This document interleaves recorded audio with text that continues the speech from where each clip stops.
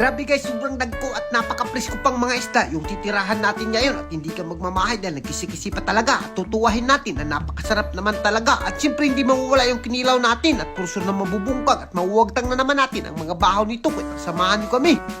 For today's video, dahil napakaganda ng sikat ng araw, pupunta na naman tayo ng dagat. Pero bago ang lahat, sinilip ko muna yung mababuyan ko dito. Pagtanaw ko sa isang baboy ko dito ay tumuyok na talaga. Nagtataka talaga ako kung bakit nakatuyok siya dyan. Siguro akwak to, nagpababoy-baboy lang. At sa puntong ito, binahugan ko na rin yung creepies ko. At hindi rin basta-basta yung bahog nila guys, dahil infamy lang na talagang napakataba nito. Dahil hindi basta-basta, napakamahal yung bahog nila. At initsahan ko na dahil nakalimtan ko ito pag bahog kagabi. Kaya tinibo ko na lang ngayong adlaw. At dito kinuha ko na kaagad yung ating mahiwagang baunan at kagamitang pandagat. At didiretso na kaagad tayo sa dagat at transition na kaagad tayo at dito nakaabot na tayo sa floating cottage natin na napakahiwaga talaga at as you can see naman yung dagat na yan guys, napakadako niyan at sa amin yan lahat at pupuntahan namin sa Angkol Budo dahil nanibaw ng bungsod at dito hindi namin inaasahan na sugatan na namin siya, medyo kunti-kunti lang yung kuha niya pero hindi ka magmamahal dahil napakadako at napakaprisko pa at as you can see naman guys, may mga budas, mayroong mga kugita at napakaprisko pa talaga kung nakikita nyo napakadako at napakasarap talaga nito tuwahin, mayroong pang baw at mga padpad na napakasarap naman talaga at bihira nyo lang ito makita sa buong buhay nyo kaya di na namin yan pinasaylo, sinod na namin kaagad sa ikubag na violet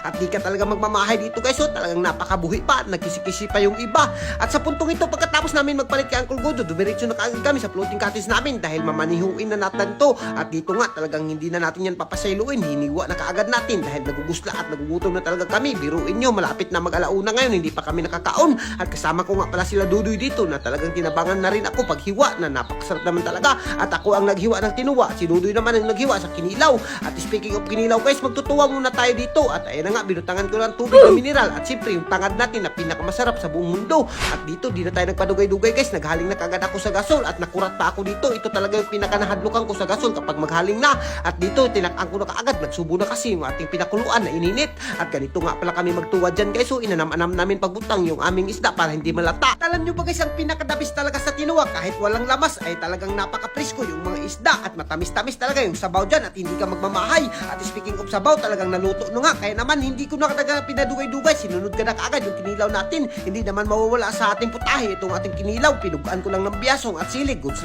na yan. Dahil talagang mabubungkag natin yung bahaw kapag may tinuwa at kinilaw na napakasarap naman talaga. At sa puntong ito, sinabaw ko na kaagad dyan sa bahaw para mas masarap talaga yung bahaw kapag kainin. At pasok-pasok pa nga yung tinuwa guys, napaslot pa ako. Pero naku, hindi ko na pinagdugay-dugay yan at di ko na pinasaylo. Talagang nilamlam ko na yung bahaw na napakasarap naman talaga. At for sure na maglalaway na naman yung mamaritis sa manunood dito sa atin. Sino ba namang hindi maglalaway dyan guys? O talagang tinuwa, isawsaw mo sa suka at parisan mo ng bahaw. Nako, talagang hindi ka magmamahay dyan at talagang hindi natin yan papasayluin. At ganito kami kapag nagugusla dito sa amin. Lalo na kapag kinilaw na napaka-presko pa guys at talagang namuwak-muwak na sa sobrang sarap ay talagang napakasarap at maglalaway na naman guys sa kakapanood dito sa amin. At kasama nga pala namin sila Dudoy dito sa pagbungkag ng bahaw dahil wala si Ivy ngayon, nagbantay ng bata at hindi namin sinama si Aki dahil napakainit ng panahon. Kaya kami na lang muna yung nagbinirahay dito ng mga bahaw. At as you can see naman guys, talagang nagkawagit-wagit na yung mga bahaw dyan. Pero naku, napakasarap talaga kapag ganito budol fight yung kainan nyo, lalo na kapag dito sa dagat at napakapresko pa na mahangin-hangin. At talagang hindi mo talaga babatiin kung mabusog ka na o hindi. Pero ang importante dyan guys, napakasarap ng sabaw namin.